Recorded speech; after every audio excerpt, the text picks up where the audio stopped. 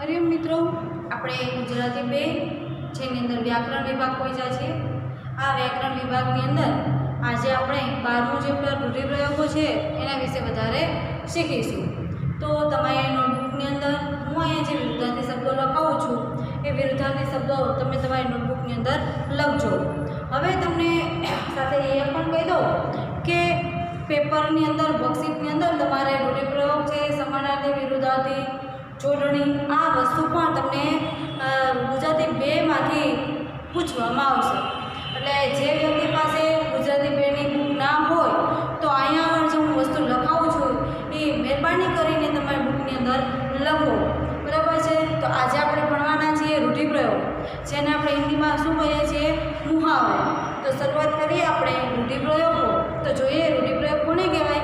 આગળ તો આપણે શીખતા, પણ ફરી એક વખત આપણે પાછું યાદ કરીએ કે કોઈ શબ્દ કે શબ્દ સમૂહ જ્યારે તેના મૂળ અર્થના બદલે કોઈ વિશિષ્ટ લક્ષણ, કોઈ વિશિષ્ટ કે એક લાક્ષણિક અર્થની અંદર રૂઢ થઈ જાય છે તો એવા પ્રયોગને રૂઢિપ્રયોગ છે કહેવામાં આવે છે। તો આપણે દ્વિતીય સત્રની અંદર શરૂઆત કરીએ રૂઢિપ્રયોગની। તો આપણે સૂચના લખીએ, નીચે આપેલા રૂઢિપ્રયોગોના અર્થ આપી તેમનો વાક્યમાં પ્રયોગ કરો। ચલો લખો મારી સાથે, નીચે આપેલા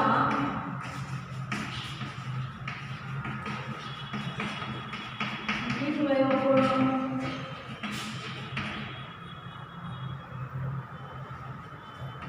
अर्थ आपी वाक्य प्रयोग करो। वाक्य प्रयोग करो तो આપણે રૂઢિપ્રયોગ પણ લખીએ, એનો અર્થ પણ લખીએ અને વાક્ય પણ જોતા જઈએ। નંબર 1, માયાવી। માયાવી જેનો અર્થ થાય છે સ્નેહ, મમતા, છોડવી। સ્નેહ, મમતા, છોડવી। વાક્ય લખીએ આપણે। વાક્ય: દીકરો કમાતો થતા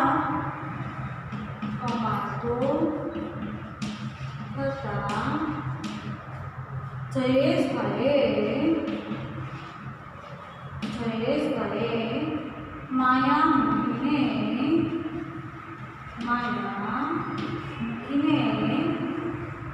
હરિસ્મરણમાં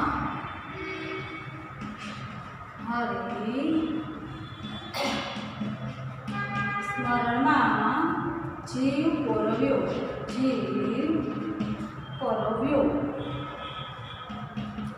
પોરવ્યો। આપણે બીજા નંબરનો પ્રયોગ લખીએ, માત કરવું। માત કરવું એટલે થાય હરાવવું। એટલે શું થાય? હરાવવું। વાક્ય લખીએ, આપણે દુઃખોને માત કરવા જોઈએ। આપણે દુઃખોને માત કરવા જોઈએ। આપણે દુઃખોને માત કરવા જોઈએ। નંબર 3, આપણે આંખ આડા કાન કરવા। આંખ આડા કાન કરવા। આંખ આડા કાન કરવા એટલે વાત ધ્યાનમાં ન લેવી। વાત ધ્યાનમાં ન લેવી। વાત ધ્યાનમાં ન લેવી। વાક્ય લખીએ। વાક્ય: શિક્ષકે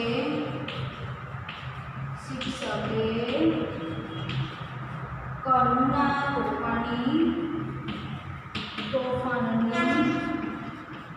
તોફાનની વાત સાંભળી પરંતુ તેમને તેમણે આંખ આડા કાન કર્યા. તેમણે આંખ આડા કાન કર્યા. રૂઢિપ્રયોગને આપણે જોઈએ ફરી વખત. નંબર 1, માયા મૂકવી. માયા મૂકવીનો અર્થ શું થાય? સ્નેહ મમતા છોડવી. સ્નેહ મમતા છોડવી. જ્યારે આપણે વાક્ય કોઈ પણ લખી શકો, પણ અહીંયા મેં તમને વાક્ય લખી દીધા છે કે દીકરો કમાતો થતા જયેશભાઈ છે એ માયા મૂકી અને હરિસ્મરણમાં જીવ પરોવ્યો. નંબર 2 ઉપર જઈએ. માત કરવું. માત કરવું એટલે થાય હરાવવું. આપણે વાક્યમાં કીધેલું છે કે આપણે દુઃખોને માત કરવા જોઈએ. ગમે એવું સંકટ આવે તો એની સામે લડી અને આપણું દુઃખ છે એને ભૂલી જવું જોઈએ. ત્યારબાદ નંબર 3, આંખ આડા કાન કરવા. આંખ આડા કાન કરવા એટલે શું થાય? તો કે વાત ધ્યાનમાં ન લેવી. આપણને ઘણી વખત કોઈને કોઈ વસ્તુનું વારે વારે સૂચન થતું હોય પણ આપણે ધ્યાનમાં ન લઈએ એટલે આપણો રૂઢિપ્રયોગ શું બને? તો કે આંખ આડા કાન કરવા. જો એ કહે છે કે શિક્ષકે કરુણા તોફાની વાત સાંભળી પરંતુ તેમણે આંખ આડા કાન કર્યા. પણ ટીચર છે એની વાતને ધ્યાન લેતા નથી. ચલો આપણે હવે આગળના રૂઢિપ્રયોગ વિશે વાત કરીએ અને લખીએ.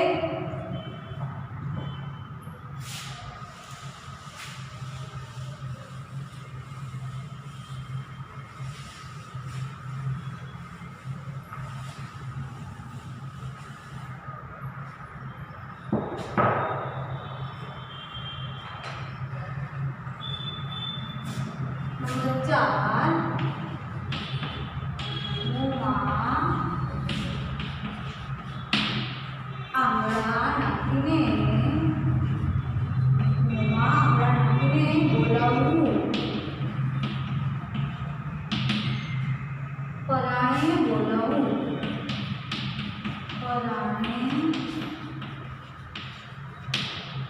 પરાણે બોલાવવું. વાક્ય છે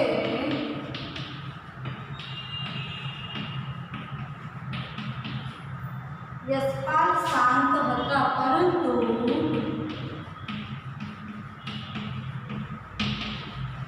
પરંતુ નાગપાલે તેમને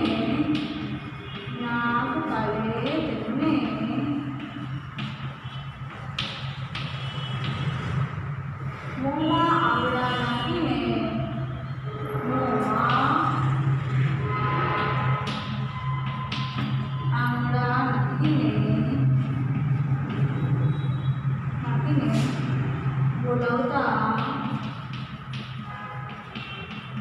બોલાવતા તેમની ખાનગી વાત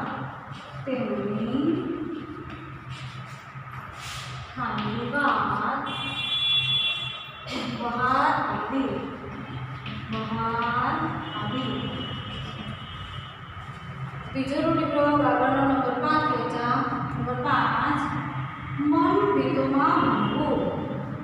મન ભીતોમાં ભાંગવું એનો અર્થ થાય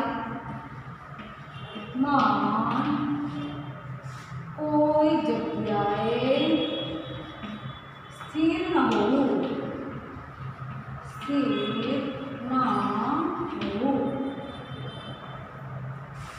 વાક્ય લખીએ. વાક્ય અલયનું મન ભીતોમાં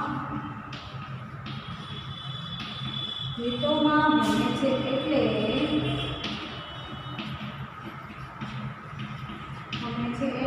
તે કોઈ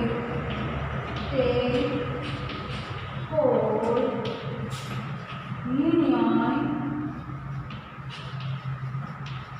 લઈ શકતો નથી. તે કોઈ નિર્ણય લઈ શકતો નથી. નંબર 6, મોંમાં મગ ભરવા. મોંમાં મગ ભરવા.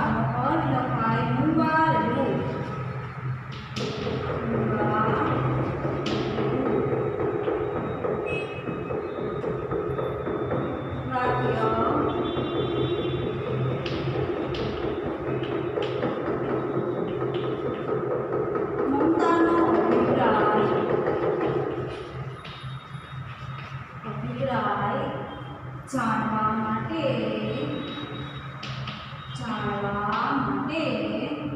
માએ ઘણા પ્રશ્નો પૂછ્યા,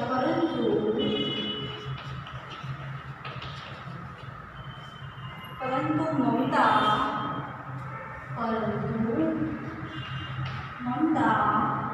મોંમાં ભરી બેસી રહી.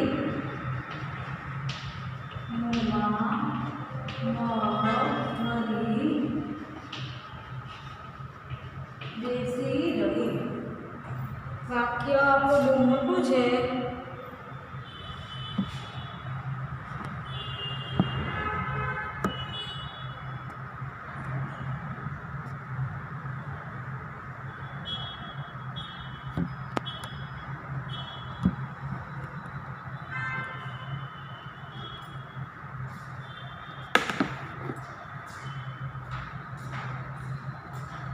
ક્લાસમાં ડોર હોય કે ચોકડ નથી.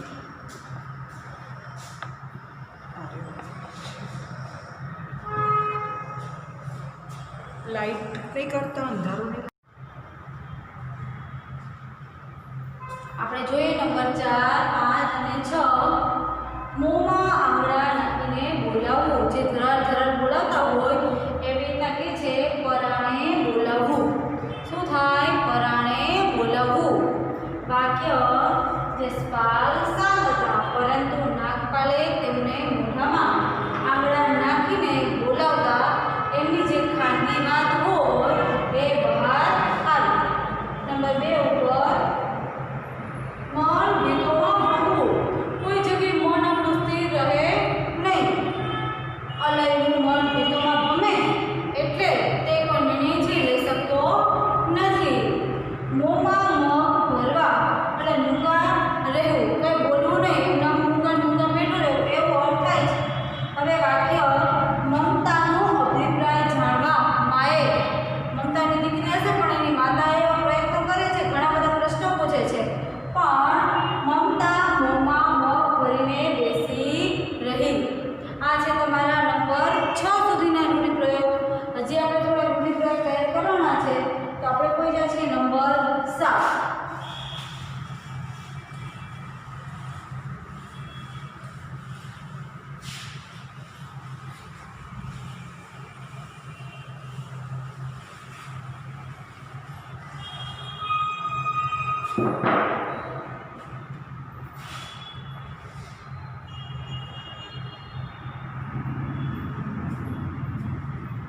દળ ફેરવું. નંબર 7, દળ ફેરવું.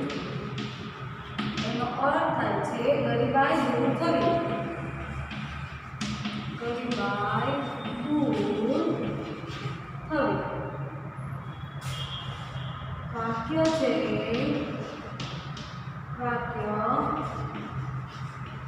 ભીખ માંગવાથી દળના પેટ. નંબર 8 મન માંગવું.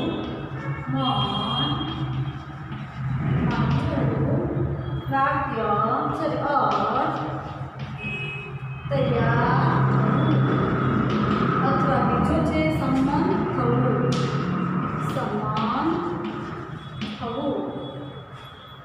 વાક્ય જોઈએ આપણે. વાક્ય જયંતે સુમંતને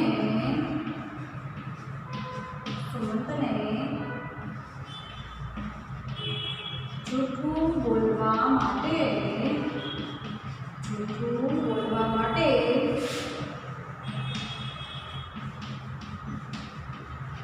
મોટી લાલચ આપી.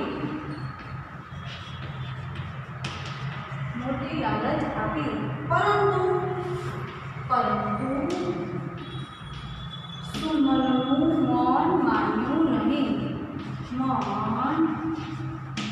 માન્યું નહીં, પરંતુ સુમનનું મન માન્યું નહીં. નંબર 9, સદભાગ્ય સાંભળવું. સદભાગ્ય સાંભળવું એનો અર્થ થાય છે પુણ્ય કાર્ય મળવું. પુણ્ય કાર્ય મળવું. વાક્ય આપણે લખીએ. વાક્ય દિલીપને વૃદ્ધ મા બાપની સેવા કરવાનું. દિલીપને વૃદ્ધ મા બાપની સેવા કરવાનું સદભાગ્ય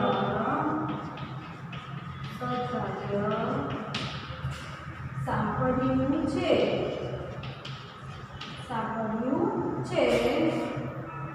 એનો એને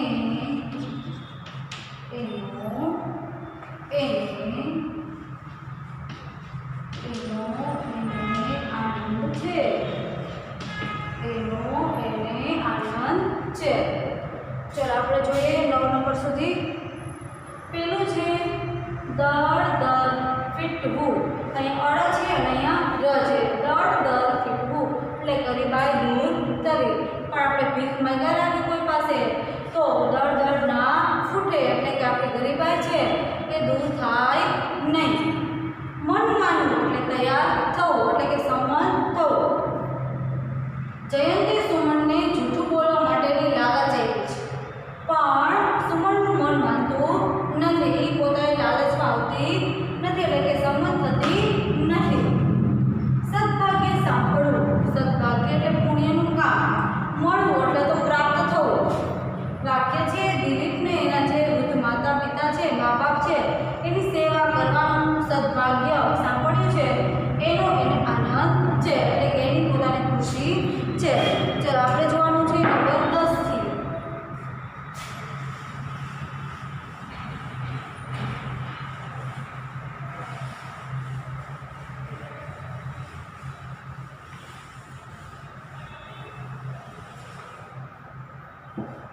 નંબર 10 આપણે લખીએ.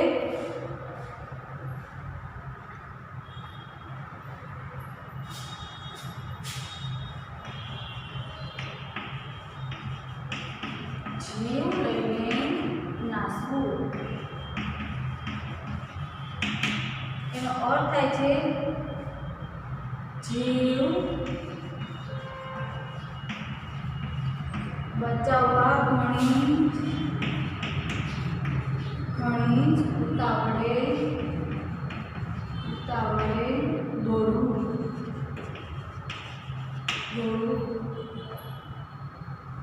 વાક્ય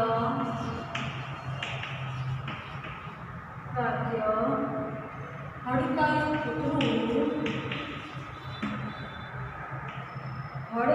કૂતરું.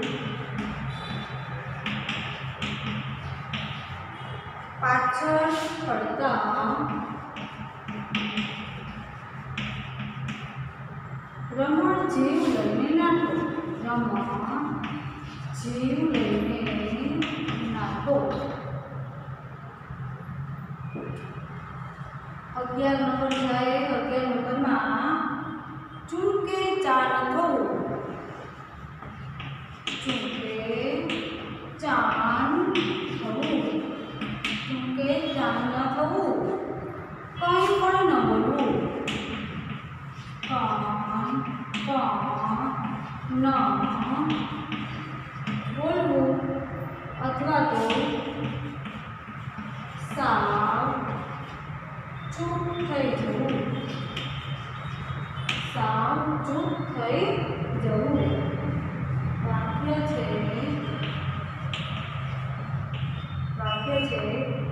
અનિલને તેની ભૂલ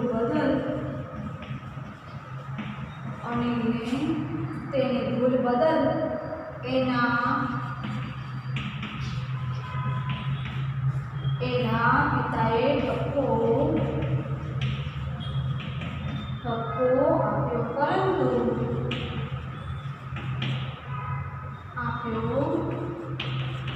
પરંતુ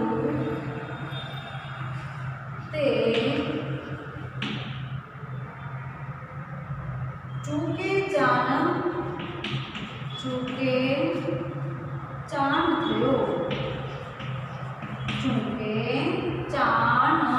થયો નંબર 12 પર જઈએ એકના બે ન થવું એકના બે ના થવું પોતાની વાતમાં મક્કમ રહેવું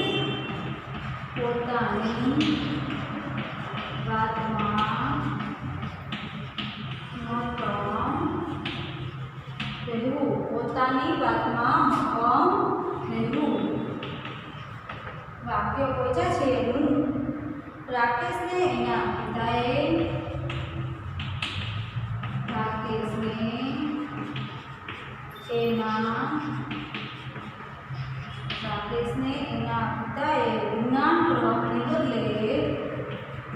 વિજ્ઞાન પ્રવાહને બદલે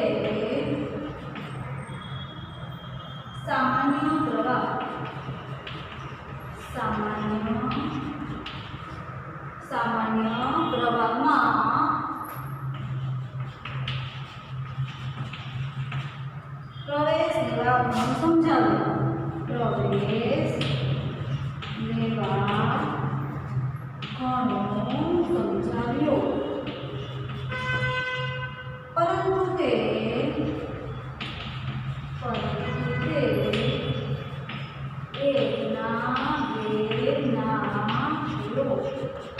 પરંતુ તે એકના બે ના થયો ચલો આપણે 12 સુધી રૂઢિપ્રયોગ છે એને આપણે જોઈએ જીવ લઈને નાસવું જેનો અર્થ થાય છે કે જીવને બચાવવા માટે ઘણી ઉતાવળે દોડવું જેનું વાક્ય થાય છે હડકાયું કૂતરું પાછળ પડતા રમણ જીવ લઈને નાટો પોતાનો જીવ કોને ના વાલો હોય નાટો એટલે દૂર જવો ભાગી જવું ચૂકે ચા ન થવું કંઈ પણ ન બોલવું સબ ચૂપ થઈ જવું એવી રીતના અનિલે તેની ભૂલ બદલ તેના પિતાએ ઠપકો આપ્યો ઠપકો વડે બે કડવા શબ્દો બોલ્યા હોય પણ તે ચૂપ ચા ન થયો નંબર 12 એકના બે ન થવું એટલે પોતાની વાત ઉપર જ મક્કમ રહેવું રાકેશને એના પિતાજીએ વિજ્ઞાન પ્રવાહના બદલે સામાન્ય પ્રવાહમાં પ્રવેશ લેવા માટે સમજાવે છે પરંતુ તે એકના બે થતો નથી હવે અહીંયા આપણે 12 રૂઢિપ્રયોગ છે જોયા છે આ 12 રૂઢિપ્રયોગની અંદરથી હું તમને આ 4 રૂઢિપ્રયોગ છે એ હું તમને હોમવર્કમાં લખવા માટે આપું છું તો તમે મારી સાથે સૌપ્રથમ હોમવર્ક લખી નાખો સૂચના આપણી એ જ રહેશે કે નીચે આપેલા રૂઢિપ્રયોગનો અર્થ આપી તેમનો વાક્યમાં પ્રયોગ કરો એટલે આપણે સૂચના છે બતાવવાની નથી તમે જે 12 રૂઢિપ્રયોગ લખ્યા છે એ 12 રૂઢિપ્રયોગ છે એમાંથી હું તમને જે હોમવર્કમાં લખાવું છું એ તમે લખો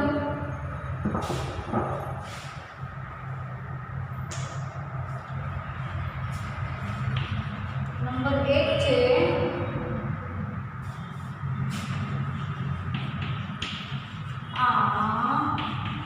આડા કાન કરવા 2 નંબર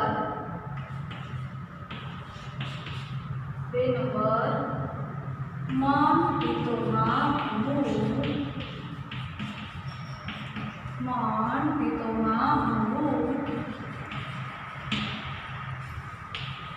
3 નંબર મન માનવું 4 નંબર છે એકના બે ના થવું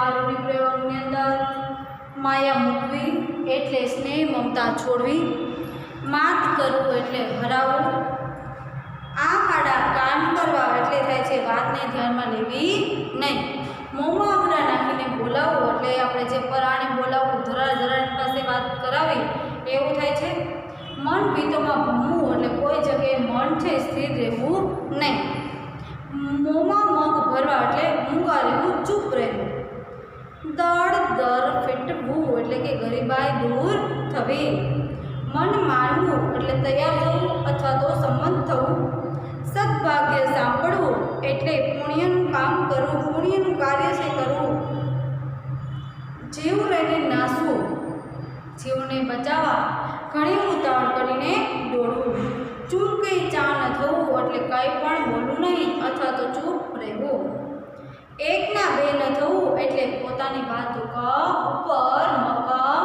રહેવું. આ જે 12 રૂઢિપ્રયોગ છે આ 12 રૂઢિપ્રયોગને તમે તમારી નોટબુકની અંદર લખ્યા છે.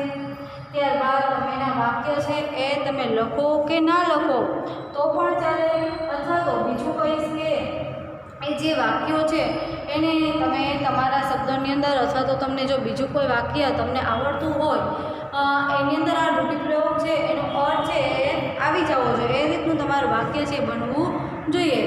ત્યાર પછી બીજી વાત કરીશ કે જ્યારે તમે પેપરની અંદર રૂઢિપ્રયોગ લખો છો તો માત્ર એનો અર્થ લખવાનો નથી, રૂઢિપ્રયોગ અર્થ પણ લખો અને સાથે વાક્ય પણ લખો.